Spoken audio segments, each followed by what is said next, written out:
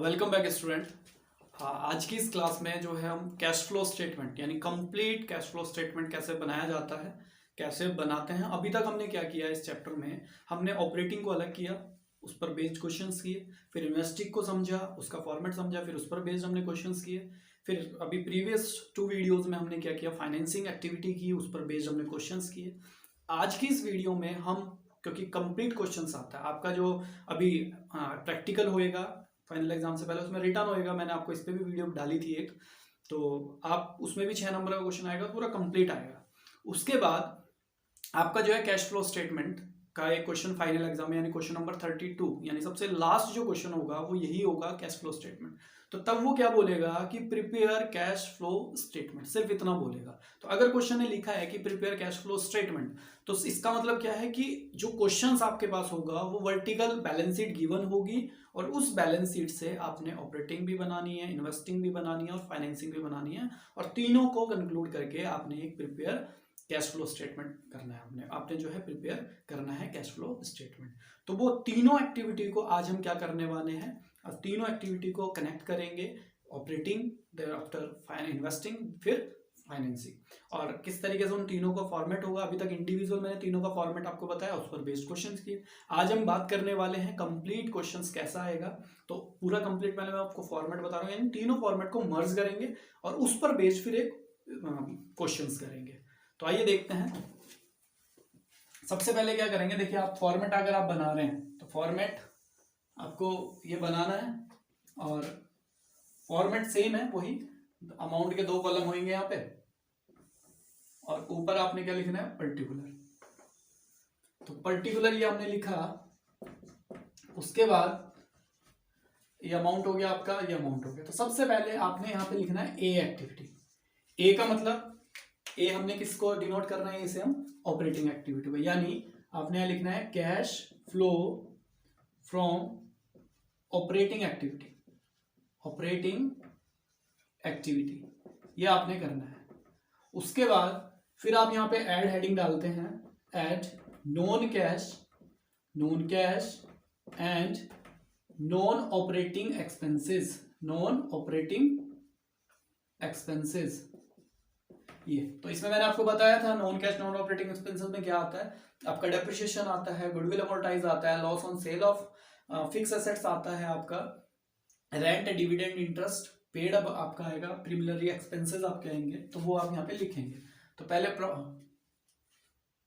Profit. अब इससे पहले देखिए, इसमें एक चीज हम मिस कर गए, इसमें सबसे पहले आपका क्या आएगा, profit before tax and extraordinary item. By mistake वो भूल के दिमाग से निकल गया। नेट प्रॉफिट, सबसे पहले आप लिखेंगे net profit before tax and extraordinary item, extra ordinary item. तो वो प्रॉफिट यहां आ जाएगा। उसके लिए मैंने आपको वर्किंग नोट भी बताया हुआ है कि 5 आइटम्स में ऐड होने हैं, 2 लेस होने हैं। प्रॉफिट जो करंट ईयर का होगा, लास्ट ईयर का माइनस करेंगे करंट ईयर में से, और उसमें provision for tax current year add करेंगे, प्रोपोज डिविडेंड करंट ईयर का ऐड करेंगे, transfer to general reserve add करेंगे, interim dividend paid during the year add करेंगे, एक्स्ट्रा ऑर्डिनरी आइटम अगर कोई डेबिटेड किया है आपने पीएनएल में वो भी ऐड करेंगे, और लेस कर देते हैं refund of tax. Extra ordinary item अगर कोई क्रेडिट किया है पीएनएल में उसे भी लेस करेंगे, और वो उठा करके फिर यहाँ आ जाएगा। उसके बाद आप इसमें ऐड हेडिंग डालते हैं, तो उसमें आएगा non cash and non cash and non operating expenses. तो जिसमें मैंने अभी आपको बताया depreciation, goodwill amortise, loss on sale of assets, preliminary expenses, interest, dividend paid. तो वो अगर होगा तो आएगा, तो वो इसमें क्या करेंगे, आप ऐड करेंगे। ऐड करने के बाद यहाँ पे आ जाएगा। उसके बाद आप क्या करेंगे, लेस। अब लेस क्या करेंगे, non cash and non operating income अगर होगी तो उसको आप क्या करेंगे, लेस करेंगे। यानी profit on sale of any fix assets या gain on sale of any fix assets, rent, interest, dividend received, वो होएगा तो इसमें माइनस कर देंगे आप। माइनस करने के बाद जो आएगा इसको हम क्या बोलते हैं, इसको हम बोलते हैं operating profit before working capital change. जो ये आया इसको आप क्या बोलेंगे, operating profit before working capital change, before working capital change. उसके बाद आप क्या करेंगे, ऐड हेडिंग डालेंगे। ऐड हेडिंग में आपने लिखना है decrease in current assets and increase in current liability, और फिर less decrease in current assets ऊपर है तो नीचे क्या आ जाएगा, इंक्रीज। तो increase in current assets and decrease in current liability. तो ये यहाँ पे इसमें ऐड करेंगे आप, जो आएगा यहाँ लिखना है, और फिर ये वाली आइटम इसमें से लेस करने के बाद ये आएगा। फिर अगेन आपने लेस लिखना है। लेस करने के बाद आप इसमें क्या करेंगे, टैक्स पेड इफ गिवन। अगर टैक्स पेड होगा तो आप उसे लिखेंगे, यहाँ पे माइनस करेंगे, माइनस करने के बाद ये आपका आ जाएगा, और ये कंप्लीट ऑपरेटिंग। तो इसको क्या बोलेंगे आप, कैश इनफ्लो अगर पॉजिटिव अमाउंट होगी, नेगेटिव भी तो उसे क्या बोलेंगे, outflow from operating activity. Operating activity. उसके बाद ऑपरेटिंग खत्म हो गई हमारी, अब इन्वेस्टिंग है, तो आपने यहाँ पे लिखेंगे cash flow from investing activity. Cash flow from investing activity. अब इसमें मैंने आपको बताया था प्रीवियस वीडियो में, जब हमने इन्वेस्टिंग किया था उस पर बेस्ड क्वेश्चन किए थे, कि इसमें आता क्या है। इसमें सिर्फ सिंपल सी बात आपने याद रखनी है, सेल और परचेज, सेल और purchase of any fixed assets. किसी भी फिक्स्ड एसेट्स को अगर आप क्या करेंगे, सेल करेंगे या परचेज करेंगे, तो वो यहां पे आएगा। उसके बाद interest, rent and dividend. Interest, rent and dividend receive अगर होगा तो आएगा यहाँ पे, और इनका सम यहाँ पे, और ये कंप्लीट। ये हो गई आपकी, इसको आप क्या बोलेंगे, कैश। अगर पॉजिटिव होगा तो पॉजिटिव होएगा तो इनफ्लो, नेगेटिव हुआ तो आउटफ्लो। फ्रॉम हो जाएगा इन्वेस्टिंग एक्टिविटी, इन्वेस्टिंग एक्टिविटी। उसके बाद अब आप उसके बाद क्या करेंगे, आपकी थर्ड एक्टिविटी डालनी है, C cash flow from financing activity. अब फाइनेंसिंग अभी हमने लास्ट 2 वीडियोस में फाइनेंसिंग एक्टिविटी की, उस पर बेस्ड क्वेश्चन किए। तो फाइनेंसिंग में क्या होता है, फाइनेंसिंग में यानी कोई भी ऐसी ट्रांजेक्शन जिससे आपकी ओनर की जो कैपिटल है उसमें चेंज हुए, तो वो कब होएगा, जब आप क्या करोगे, शेयर होल्डर फंड या नॉन करंट लायबिलिटी में चेंज करेंगे।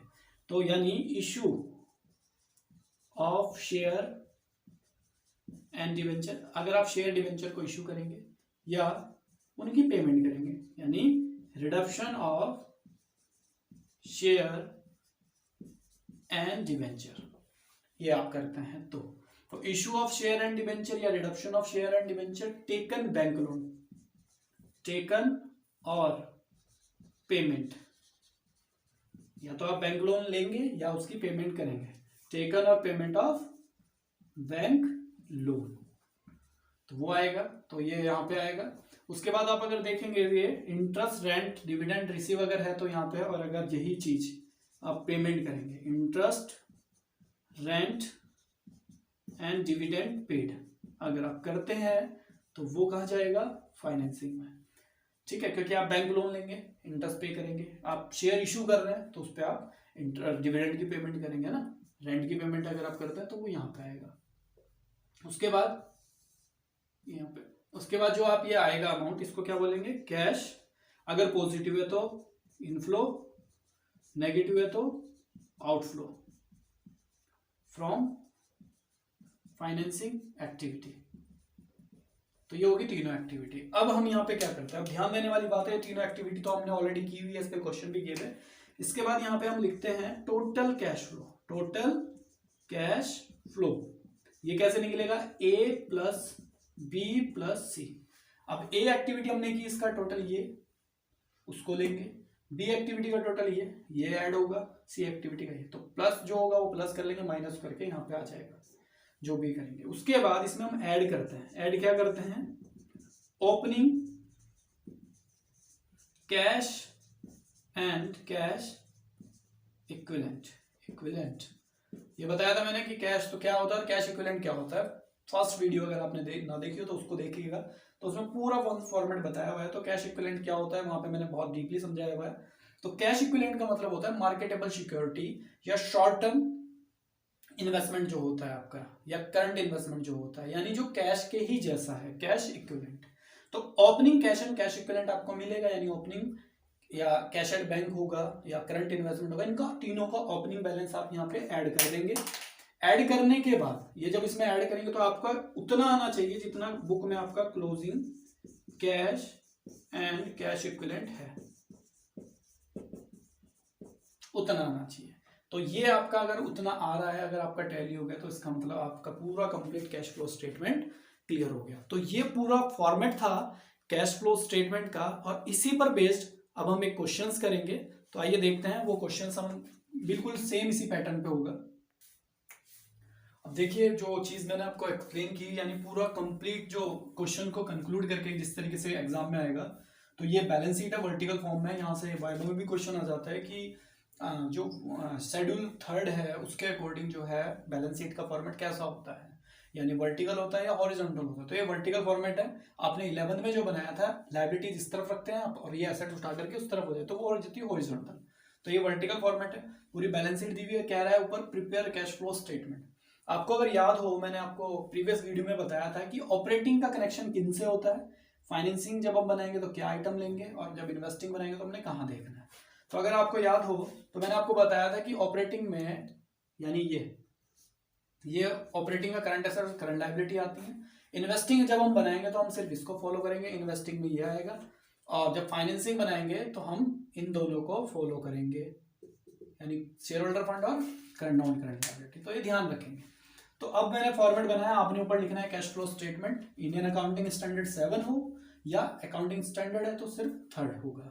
तो cash flow statement from operating A लिख दिया मैंने। फिर net profit before tax and extra ordinary item हमें चाहिए होता है। अब वो चीज यहाँ पे हमारी नहीं है, तो आपको देखना पड़ेगा इस तरफ। तो आप देखेंगे कि जो प्रॉफिट होता है वो शेयर होल्डर फंड में आता है, और वो भी रिजर्व एंड सरप्लस के अंदर। तो रिजर्व एंड सरप्लस में पीएनएल पिछले साल 82,000 था, और इस साल आप अगर देखेंगे तो 1,83,000 है। तो करंट ईयर वाला जो 1,83,000 है, इसमें से 82,000 जो कि लास्ट ईयर है वो माइनस आप कर देंगे। तो अगर आप उसको माइनस करते हैं तो 1,83,000 में से 82 माइनस अगर आप करते हैं तो आपका प्रॉफिट बिफोर टैक्स आ जाता है 1,01,000। अब यहाँ पे इसके लिए वर्किंग नोट भी बनता है। वो वर्किंग नोट हम तब बनाते हैं जब आपके पास वो आइटम हो जो इसमें ऐड होने होते हैं और जो लेस होना होता है। तो अगर कोई आइटम नहीं है तो वर्किंग नोट नहीं, सीधा डिफरेंस उठाएंगे, यहाँ लिख देंगे। नेक्स्ट ऐड की हेडिंग डलेगी non cash and non operating expenses, जिसमें गुडविल आता है, देखा मैंने, टेंजिबल है, इंटेंजिबल एसेट्स नहीं है, डेप्रिसिएशन भी गिवन नहीं है, कोई एडिशनल इंफॉर्मेशन गिवन नहीं है। उसके बाद प्रीमिलरी एक्सपेंसेस वो भी नहीं है हमारे पास। इंटरेस्ट, रेंट, डिविडेंड पेड, यानी डिविडेंड नहीं है, रेंट पेड नहीं है, इंटरेस्ट है। देखिए इंटरेस्ट कहीं एडिशनल इन्फॉर्मेशन में तो नहीं है, लेकिन आप डिवेंचर के आगे देखेंगे तो 15% लिखा है, यानी 15% का मतलब ये रेट ऑफ इंटरेस्ट है।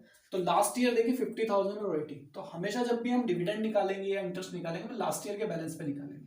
तो लास्ट ईयर क्या है 50,000। तो 50,000 का अगर आप 50,000 का निकालें 15% तो 7,500 आएगा। तो वो लिखेंगे आप interest paid on debenture, interest paid on debenture. तो लास्ट ईयर का यह 50,000 का 15% निकालेंगे तो 50,000 का 10% 5,000 आ जाता है, और 5% और निकालो 2,500, 5 और 2.5 को जोड़ेंगे 7,500। तो ये आ गया।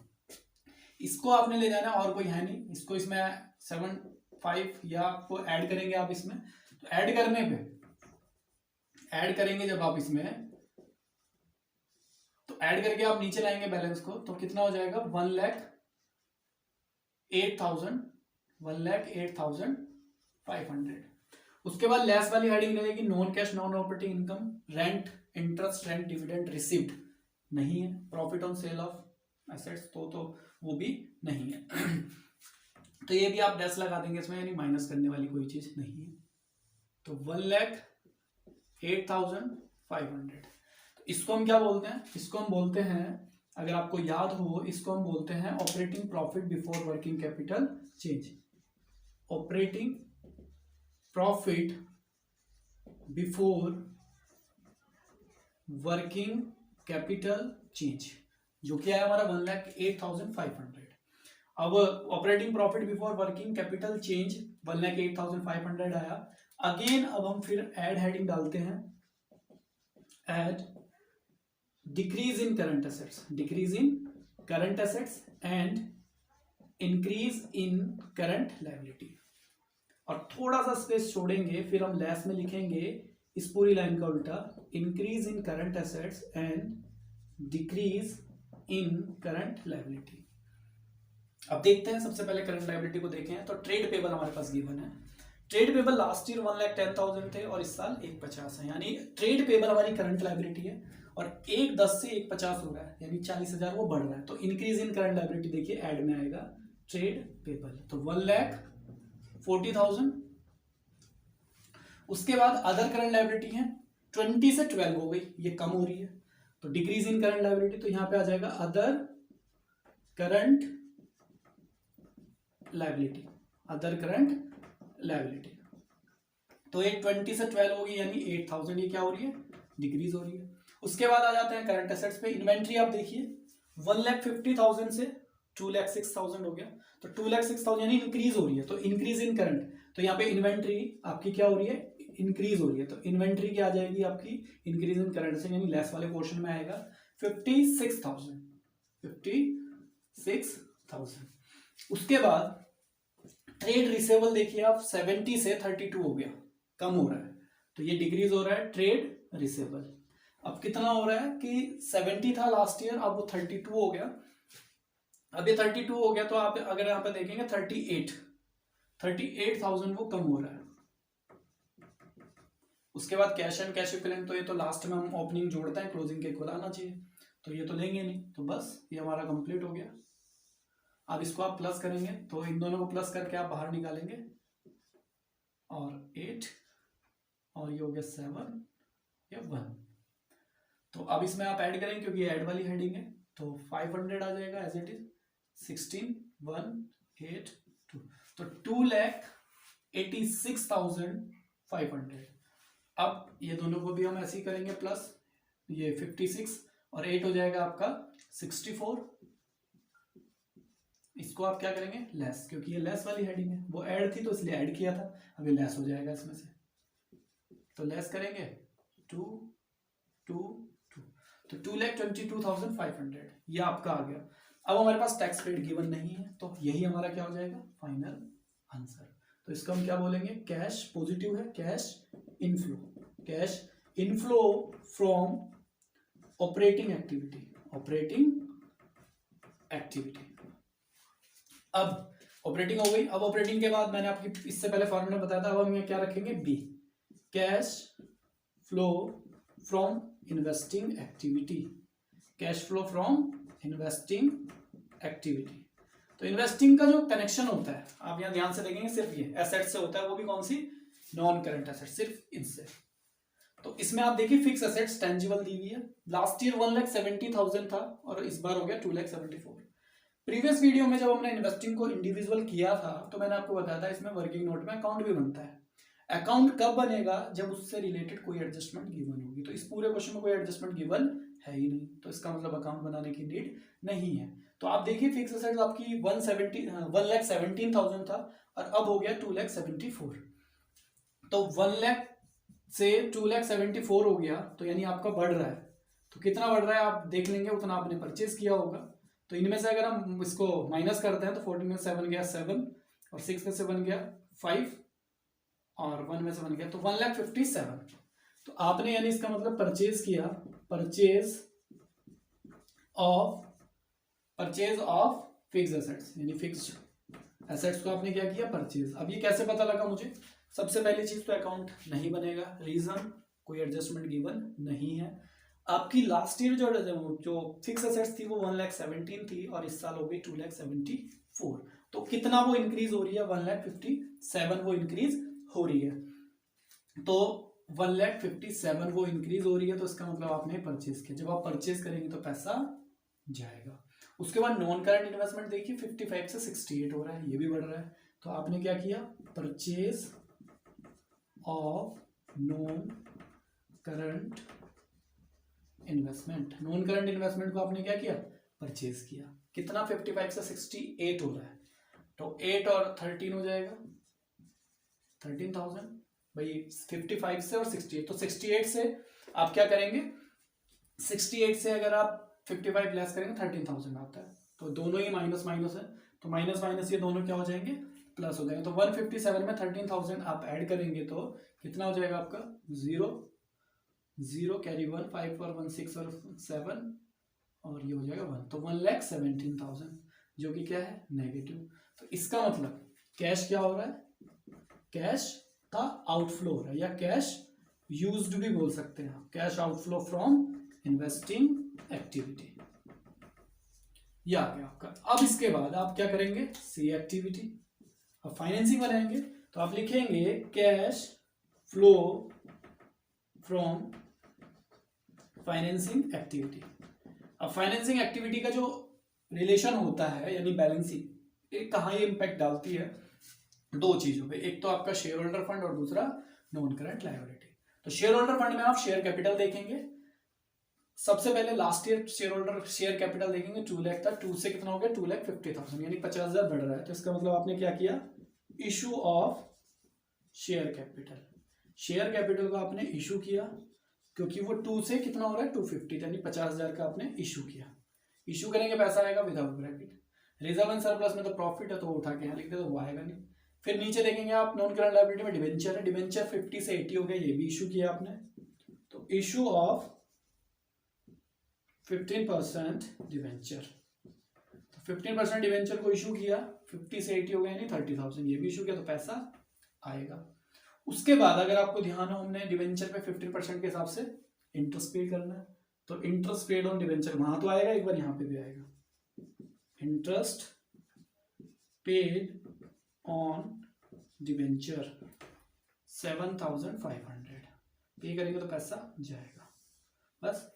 अब ये दोनों प्लस के 5 और ये हो गया आपका 80, 80 में से 7 गया, 80 में से 7 जाएगा आपका तो 72,500, ये आपका आंसर आ गया। अब ये पॉजिटिव है तो cash inflow, cash inflow from financing activity, financing activity. अब ये तीनों एक्टिविटी मैंने बना दी। अब हमने क्या करना होता है, अब हम यहाँ पे लिखते हैं total cash flow, total cash flow, total cash flow में ए प्लस बी प्लस सी। अब ए का अगर आप आंसर देखें तो ए एक्टिविटी का आंसर था 2,22,500 पॉजिटिव, 1,70,000 इन्वेस्टिंग का नेगेटिव और ये 72,500 पॉजिटिव। तो ये 2,22,500 और 72,500 इनको हम प्लस करेंगे और 170 उसमें से माइनस करेंगे। तो अगर हम क्या करें, अगर हम इन दोनों को ऐड करें तो 2 लाख ऑपरेटिंग का आंसर है 2,22,500 और फाइनेंसिंग का 72,500, तो इनको अगर आप ऐड करते हैं तो 2,95,000 और 2,95,000 में से इन्वेस्टिंग 170 को लेस अगर आप करते हैं तो आपका आता है 25,000। टोटल कैश फ्लो कितना, 25,000। इसका मीनिंग क्या है और सिंपल वर्ड्स में जान लें, ऑपरेटिंग के थ्रू आपके पास पैसा आया 2,22,500, फाइनेंसिंग के थ्रू भी आपके पास आया 72,500, तो इन दोनों को जोड़ के टोटल मेरे पास जो आया इस साल वो आया मेरे पास 2,95,000, 2,95,000 और इन्वेस्टिंग के थ्रू चला कितना गया 1,70,000। तो 2,95,000 में से 1,75,000 आप अगर माइनस करेंगे,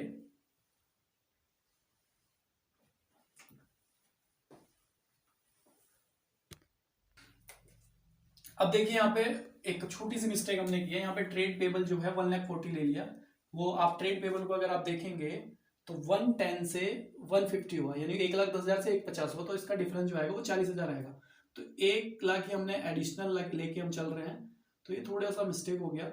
अब इसमें से फिर हम क्या करेंगे इसको 1, उसके बाद अगर आप ध्यान से देखें तो 1,22,2 आएगा, तो 1,22,500 और 72,500 को अगर हम ऐड करें तो आपका आएगा 1,95,000। तो 1,95,000 में से 170 अगर आप माइनस करते हैं तो आपका 25 total cash flow.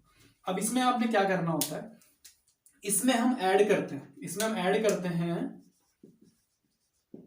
Opening cash and cash equivalent. Opening cash and cash equivalent को ऐड करने के बाद आपका उतना आना चाहिए जितना closing cash and cash equivalent है। तो opening cash and cash equivalent को अगर आप देखें तो 70 है, तो मैं 70 अगर इसमें ऐड करूं तो मेरा 95,000 आ रहा है। इसको हम क्या बोल रहे हैं, closing cash and cash equivalent. 95,000। तो आप देख सकते हैं 95,000 आपका कैश एंड कैश इक्विवेलेंट है, यानी इसका मतलब ये क्वेश्चन सही है।